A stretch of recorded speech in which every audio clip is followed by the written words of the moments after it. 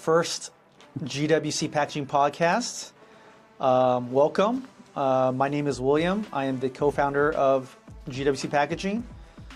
And wanted to introduce Mick. He's going to be my co-host here.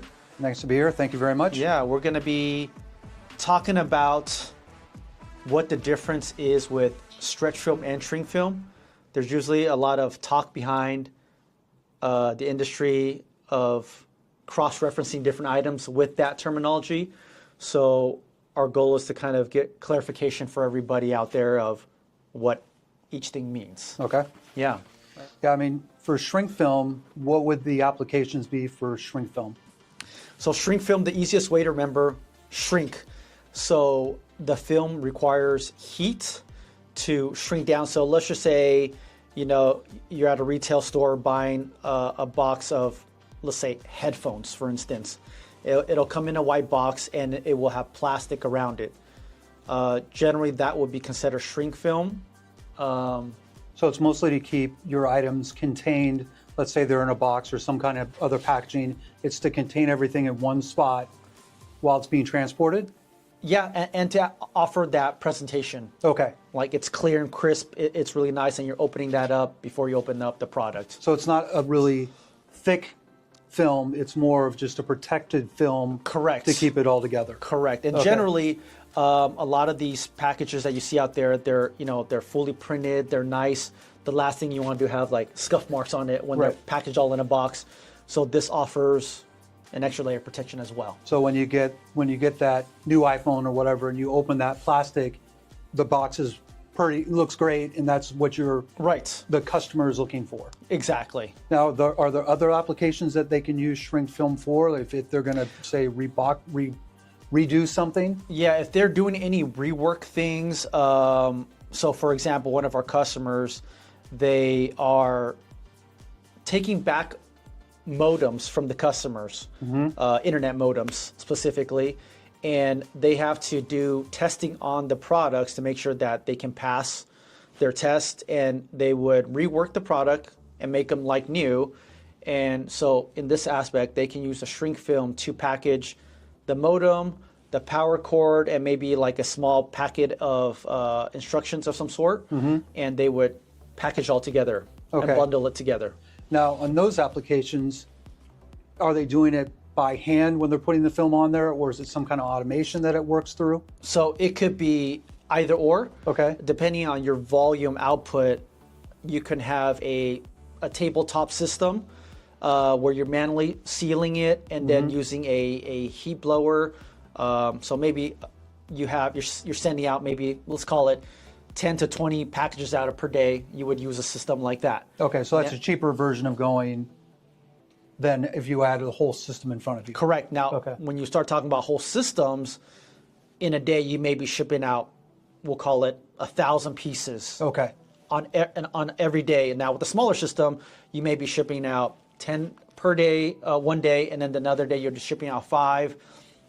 Cost-wise, that will be a more cost-effective way to kind of get into it. Right. Rather than having a bag and then using it to But it's more labor-intensive to do that. So if you're working on a production line, you would want a conveyor system where it's a much more rapid process to get to the end product. Correct. Okay. Yeah. So is that a cheaper or more expensive way to go than rather, I guess if you just put them in a bag, the presentation doesn't look good and things can get lost. Yeah, your ROI would definitely come faster with a larger set machine with higher volume than a basic machine. Okay. Yeah. Now that shrink film comes in different lengths. Yes. So depending on what kind of product you're using would dictate what size roll you're going to use. Yes. And also too, there's different thicknesses. There's different more premium blends. So if you are packaging things that are not uniform, just like a square, let's just say it's a spray bottle. Okay. You need something that's more flexible in packaging. So you may use a thicker film, a more premium film at that. And it generally will seal better. Okay. So like if you're going to send a spray ball or something that you want to make sure that it stays intact, it doesn't it's not easily bent or broken. Correct. Use a little bit thicker film to make sure that it really holds it in place. Yes. And Versus- maybe you want to keep the liquid in, Right. in case if it does break in during shipping. Okay. Okay, so that makes sense. So if you are working on, if you're starting something brand new, you'd be looking for more like a tabletop version to see if that process worked for you. Correct. And then as you graduated to, okay, well, we're not doing 10 units a day, we're doing 100 units a day, then you graduate to a bigger system that can handle that capacity. Correct. Okay. Yeah. And then where do you go to find things like that? Like, what would you search? So you can look at L-bar sealers. You can search up heat tunnels. You can search up tabletop sealers. Okay. You can start off with those things, and generally you would be able to find out a lot. Or you can visit our website, obviously. Yeah. You can find out a lot more information.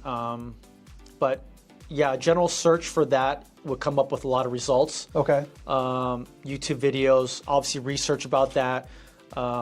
If you're starting off, I would just go very basic. Make Yeah. sure that process works for you. And at that point, you'll have more questions to ask in saying, well, does this work for me? Or what changes do I need in my system Right. to allow for this to work better? Because I know when I did it one time, we were making toothpaste and making it into 6-packs for sale. And we started with an L-bar Yes. and a very small heat tunnel. And we found that while that worked, you could only do so much in a day because of your limitations of literally doing it by hand. Correct. And then we had to graduate to something more. But it did take some time and practice to make sure it looked presentable. Presentable, correct. It's finding the right temperature. It's finding the right film. Actually, that's actually a good point. Temperature-wise, Yeah. if you're packaging this in a room per se, you're fairly consistent as far as temperature goes, right? But if this is happening in a warehouse, Right. a large-scale warehouse, you'll have variations in temperature. It might be cold in the mornings, might be warmer at the afternoon, or maybe during summertime it's really hot. Yeah. So you would have to adjust. And this is talking about a larger scale production machine, Right. high speed machine. You would have to adjust the speed and or temperature together based on the time of day to make sure that the results are uniform. Yeah, because otherwise it's too hot, it'll burn through. Correct. If it's not hot enough, it won't seal the right way. Also, if you're doing it I wouldn't do it in a room by itself because the fumes will eventually get to you. Correct. So you need to do it in a way that there is some airflow Yes. to be not sucking plastic And fumes so over. a lot of films that we have now, which is polyolefin or short POF, they give off less odors now. Okay. Back then, when PVC films were more prominent, it had chloride in it, chlorine. Okay. And so it would give off a smell. Which I remember, yeah. Yeah, and with those type of films, you have PVC. After a certain time, a variation temperatures, maybe a length of sitting time, that film would turn hard, Right. and turn brittle, Right. And now that's why a lot of the films that we use now is POF films. Okay. Yeah, So it's got, not really a shelf life, but it stands the test of time. correct. Okay. And you have better clarity as well. Yeah, because a lot of times when you're trying to do those things, you're making these items, getting them ready to ship it. They may not ship out right away. Immediately. If you wait till the last minute, then you're behind in production. Mm-hmm. So if you can get ahead of it, then you won't have an issue of those getting brittle and having an issue. Right. Okay. Right.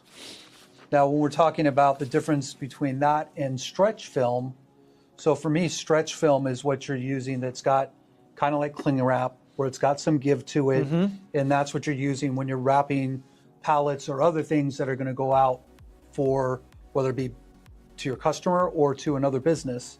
And those ones are the ones you're looking at, okay, what are you wrapping? Correct. Because there are a lot of different thicknesses of that film. Right. And so that's when you really need to take a look at what kind of product are you wrapping? What does it need to look like in the end? And that is an important aspect of, what are you wrapping? Are you wrapping, a pallet of tires? Are you wrapping a pallet of lightweight materials? Right. Right. And what is the goal of this? Right. At that point, you would figure out, well, okay, I can use a lesser gauge, Right. let's just say a 29 gauge pre-stretch film, or you would go up to, you know, 100 gauge. Right. So it all depends. It's really important to ask that question, what are you guys wrapping? Yeah, I mean, I tell people that are especially when they're first starting, what are you trying to achieve? Are you unloading a container that is then going to get palletized and then taken to a final machine at the Right, end good point. Good to point. get wrapped? In which case you would use a 26 or a 29 gauge, get it wrapped so it doesn't fall down on the way to the machine, and then that machine would be, you know, if you're going to go somewhere where it's super heavy, well, maybe you need an 80 gauge Right. to wrap it. And especially if you are doing 99-inch pallets, you need to make sure that can the person that's wrapping it Be able to wrap, reach yeah, that high? because that Can roll they gets, it gets heavy. it gets heavy, and you're reaching out like this, right. and yeah, that's a lot of weight above your head. And safety-wise, is that a good thing? This is a good thing. So that's why when we see distribution centers, when they're really running those, maximizing their loads, a machine makes sense that can wrap 100 inches tall. Right. You get it to that machine, but you don't want to spend all your money on the hand wrap Correct. because you're going to wrap it again. So this is kind of the same thing, right?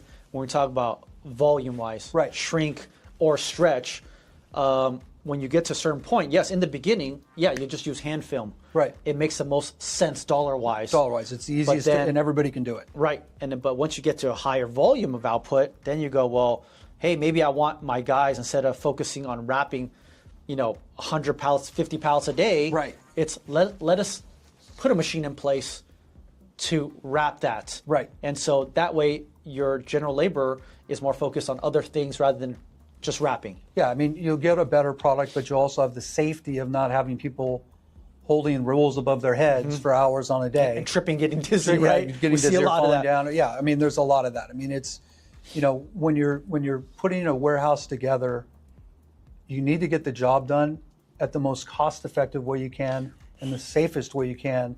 And so that's why really getting to understand what kind of film and is actually out there. time too, saving time. Right. When we look at wrapping a pallet, right? It by hand. Let's just say it takes them. In this scenario, we'll say it takes the same time, okay? Right. Of hand wrapping with a human and machine wrapping with a machine. But the thing is, you got to look at is the type of machine you're using as Right. well, right? Right. There's pre-stretch built into the film that the machine, so you're actually saving on the material as well. If we're just saying like for like, Right. But generally the machine would be more consistent.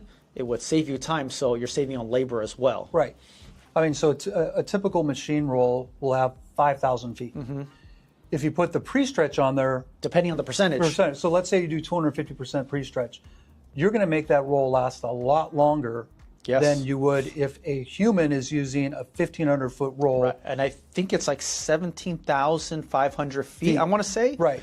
But that's you're getting a lot more. You're getting a lot more. Generally, it's the easiest way we say it's 1 foot in, 2.5 foot out. Right. Is So- is kind of the general reference. So you get the bonus of using less wrap, being more consistent with Yeah. your wrapping, and also being able to save your people from walking around in circles Yeah. and really spending all day wrapping a pallet when they can move on and unload more containers, or in a perfect world, load containers going out. Correct. And getting that product back out the door. Because then, if you're talking about, okay, if they're offloading, right, and they're staging the pallets, well, all that space is taken up to wait for somebody Right. to wrap it by hand. Right. Versus if that can be offset and put with a machine, that can go somewhere else away from that general vicinity. Right. The other thing to look at is when you're managing a distribution center, it's not just coming off the container and then immediately being wrapped and then going out the door. A lot of times you're going to have to store it, and so then your question is, what's the best way to secure that product and Yeah. store it in the most cost-effective way you can? Right. And living in Southern California, having product unsecured above your head Yeah.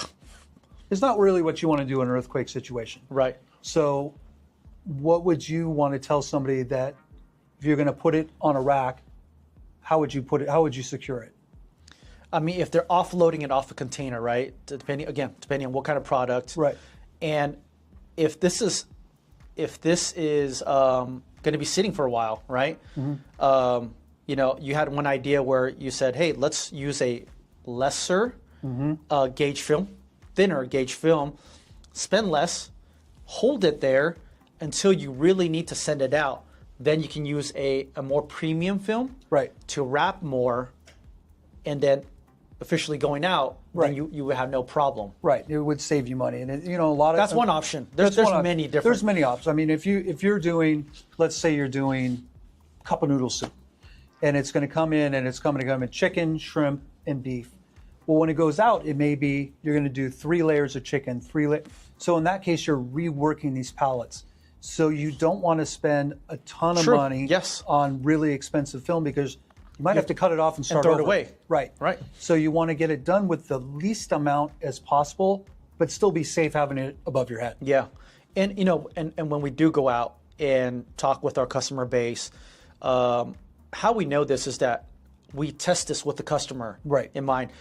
We understand, you know, what the process is so that we can recommend Right. what works well. So, yeah, that 29 gauge film is actually a very good film for just holding. Right. And then using a 45 or higher gauge to wrap it. Yeah, so later on. if you're out there, if you're somebody that's actually starting to do this and wanting to know about wraps, I would suggest that somebody comes in and talk to you, get your hands on it, feel it, see what works for Yes. you, try it on the products that you're doing, and make sure it makes sense for you.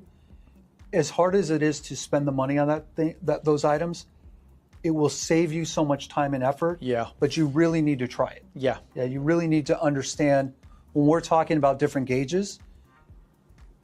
Well, we say it like blasé that we just know what it is. And again, this is going to be very different from distribution center 1 to distribution center 100%. 2.